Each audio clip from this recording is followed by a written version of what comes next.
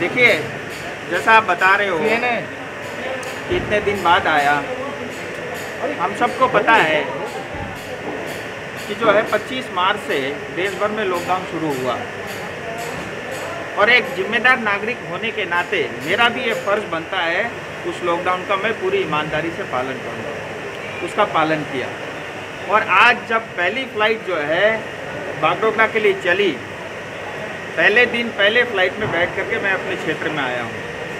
एक बात मैं और भी आपको ये कहना चाहता हूँ, ये समय ऐसा नहीं था कि हम क्षेत्र में घूमें, कैंपेनिंग करें या लोगों से गले मिले या लोगों से हाथ मिलाएं।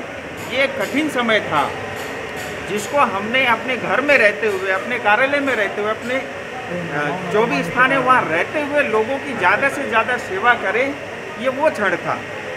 और उसको मैंने पूरी ईमानदारी से पिछले 2 महीने से मैं और मेरा कार्यालय, हम दिन में भी अलर्ट रहे, रात भर भी अलर्ट रहे और जितनी सेवा हो सकती है हमने हमारी जनता की और देश भर के अनेक लोगों की।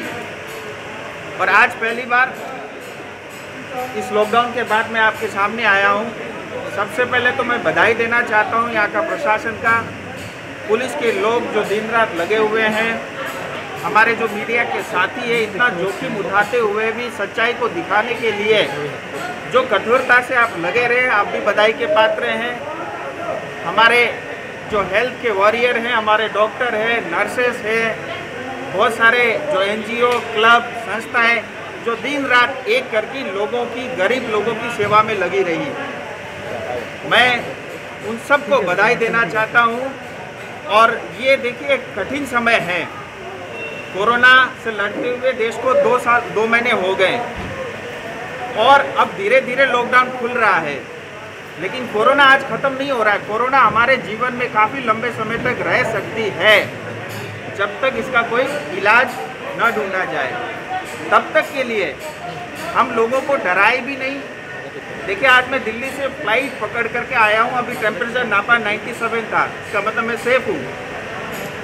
तो डरने की इतनी आवश्यकता भी नहीं है, लेकिन प्रिकॉशन लेने की बहुत आवश्यकता है। पश्चिम बंगाल जो छोटी छोटी बातें हैं, सोशल डिस्टेंसिंग का फॉलो करें, हाथ बार बार धोते रहें और अनावश्यक जो है हम घर से बाहर ना निकले। मुझे लगता है ये 3-4 बातें सबको पता है, अगर उतना फॉलो करेंगे तो हम कोरोना को जरूर हराएंगे। पश्चिम बंगाल में मुख्यमंत्री का रोल को लेकर क्या कहेंगे? जैसे एक तरफ तो कोरोना है, दूसरी तरफ साइक्लोन है, देखिए और वर्कर भी है, जो माइग्रेंट वर्कर भी है। देखिए, मैं चाहता नहीं था इसका जवाब आज ही दूं, नहीं तो लोग सब जो है हमारे दोस्तों को लगेगा जो है बागडोगरा उतरते ही राजू जी शुरू हो गए। लेकिन मैं आपको बताना चाहता हूँ, हर मोर्चे पे TMC ममता दीदी फेल है, हर मोर्चे पे।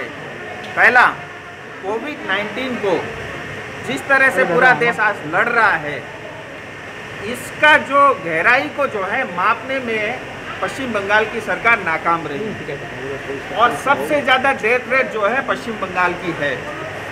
और पश्चिम बंगाल डे 1 से जो है ऐसा लग रहा था जैसे यहाँ पे त्यौहार मनाया जा रहा हो। कोई सोशल डिस्टेंसिंग नहीं, कोई लॉकडाउन का पालन नहीं, लोग खुलेआम जो है बाज़ारों में घूम रहे थे।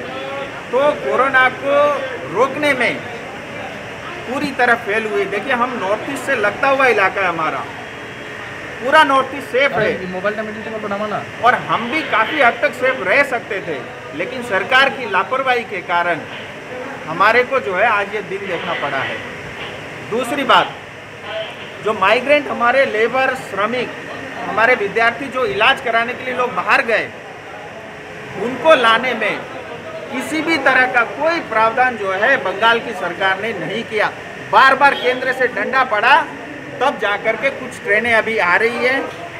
अब ये फ्लाइट भी आप देखो सब जगह देश भर में 25 तारीख से चालू हुआ नागरिक की सुविधा के लिए, लेकिन पश्चिम बंगाल ने उसे भी मना कर दिया, तो यहाँ भी फैले। तीसरी बात, जो अल्फान जो तूफान आया, हम सबको पता है, टेलीविज़न में हम सब ने भी देखा, आपने भी और हमने भी, कि तूफान पश्चिम बंगाल उड़ीसा में आ रही है। उड़ीसा ने पूरी तैयारी कर ली, लेकिन उसके बावजूद भी पश्चिम बंगाल में समय रहते इसके लिए जो बचाव के उपाय हो सकते थे वो नहीं किए। और आज मुझे बड़ा दुख के साथ कहना पड़ता है कि भारतीय सेना की आर्मी 350 जो है जवान आज कलकत्ता महानगर इलाके में जो है पेड़ काटने के काम में लगे हुए हैं। आप अंदाज़ा लगा सकते हैं, आर्मी होनी चाहिए दुर्गम स्थान के लिए जहां यातायात की सुविधा न हो, जहां पहुंचना बहुत कठिन हो। लेकिन अगर पश्चिम बंगाल का कलकत्ता और कलकत्ता जैसे महानगर में अगर आर्मी को डिप्लॉय करना पड़े तो इससे आप अंदाज़ा लगा सकते हैं कि यहाँ की सरकार जो है किस तरह से जो है चरमराई हुई है। इतना ही नहीं, देखिए प्रधानमंत्री जी को ममता दीदी ने जैसे ही कहा 24 घंटे के अंदर में वो खुद आए, उन्होंने इलाके का भ्रमण किया और तुरंत जो है 1000 करोड़ का जो है योगदान एडवांस के रूप में आने वाले समय में भी मिलेगा और एडवांस के रूप में पश्चिम बंगाल सरकार को दिया। मुझे लगता है मोदी जी ने अपना ये बड़ा दिल दिखाया है। दादा क्या चाहेंगे आप लोग, ममता जी ओवरऑल क्या कहेंगे? देखिए एक बात तो ये स्पष्ट हो गई, कल ममता दीदी ने, हम सब ने ट्वीट देखा, प्राइम मिनिस्टर को उन्होंने ट्वीट किया, होम मिनिस्टर को उन्होंने ट्वीट किया, उन्होंने साफ साफ शब्दों में ये कह दिया है कि पश्चिम बंगाल हमसे जो है नहीं संभल रहा है, आप आइए, आप इंटरफेयर करिए और संभालिए।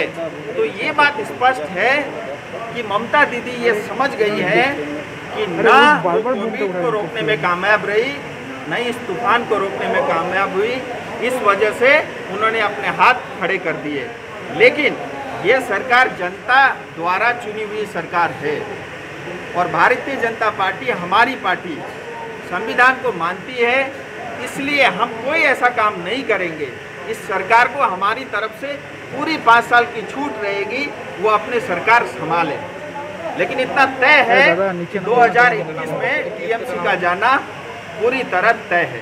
दादा बीजेपी के 2 एमपीओ को घर में रखा गया है, बाहर नहीं जाने दिया जा रहा है, तो आप आए, आपको क्या स्टेट गवर्नमेंट की तरफ से कुछ कहा गया? देखिए मैं आपको एक बात तो ये बता दूं, जो भी यहाँ का हेल्थ का प्रोटोकॉल होगा उसको मैं फॉलो करूँगा। 14 डेज होम क्वारंटाइन, 14 डेज अगर सबके लिए ज़रूरी होगा और मेरे लिए भी होना चाहिए, मैं करूँगा। कुछ दिन सिलीगुड़ी रहूँगा, कुछ दिन दार्जिलिंग अपने घर पे रहूँगा, पहली बात। दूसरी बात, देखिए ऐसे कठिन समय में जब जनप्रतिनिधि अपने लोगों से नहीं मिल पाता है, मुझे लगता है टीएमसी सरकार उन प्रतिनिधि के साथ जो है क्राइम कर रही है। और मैं पार्टिकुलरली दार्जिलिंग की बात करूं, हिल्स की बात करूं, दार्जिलिंग कॉरपोरेशन, ये हमारा दुर्भाग्य है कि यहाँ जो जनप्रतिनिधि यानी जनता से चुने हुए लोग नहीं, जिसको ममता दीदी बिठाती है उसके द्वारा जो है यहाँ शासन चलाया जाता है। मुझे लगता है ये लोगों के साथ अन्याय है। Thank you sir. जब आप दिल्ली में थे और सिलीगुड़ी में आपका जगह जगह पे पोस्टर लगा हुआ था जहाँ वो लिखा गया था कि आप मिसिंग हो, तो इस पर आप क्या कहना चाहेंगे? देखिए ये नौटंकी है टीएमसी की, और उनको ये बात तो स्पष्ट है कि उनको भाजपा से भय है। और मैं तो उनसे प्रश्न पूछता हूँ, मैं तो दिल्ली में रह के अपनी सेवा दे रहा था, यहीं पे हमारे 3 सांसद हैं और बिल्कुल बगल में हमारे जलपाईगुड़ी के सांसद और अलीपुरद्वार के जॉन बालाजी, वो तो अपने घर पे ही थे, फिर आपने उनको निकलने क्यों नहीं दिया? तो ये प्रश्न तो उनसे पूछना चाहिए। सो ये इनको सिर्फ पॉलिटिक्स आता है। देखिए जितनी खामियां हैं वो सब उजागर हो चुकी है और इनको सिर्फ पॉलिटिक्स करना आता है। मैं अगर ये ईमानदारी से जनता की सेवा करते तो आज देखिए, आज हमारे लिए बड़ा दुख का विषय ये है कि पूरे नॉर्थ बंगाल के अंदर में एक भी सरकारी अस्पताल नहीं है जहां हम कोरोना पेशेंट की इलाज कर सके। ऐसी अवस्था क्यों है? क्या हम आज तक जो है कोविड का ही इंतजार कर रहे थे? साधारण तौर पे भी ये जनता बीमार होती है, उसके लिए आज तक हमने कुछ किया ही नहीं। तो ये बात स्पष्ट होती है कि इनको सिर्फ जो है पॉलिटिक्स में रहते हुए पैसा कमाना है, इसके अलावा इनका और कोई भी उद्देश्य नहीं है। सर आपका आगे का प्लान क्या है? देखिए मैं वही बोला कि अभी जैसा भी हेल्थ का प्रोटोकॉल होगा वो मेरे पे भी लागू होगा और मैं अपने डीएम से भी बात करूंगा, दार्जिलिंग के डीएम से। तो मैं कोशिश करूंगा कुछ दिन होम क्वारंटाइन सिलीगुड़ी में रहूं, कुछ दिन जो है दार्जिलिंग।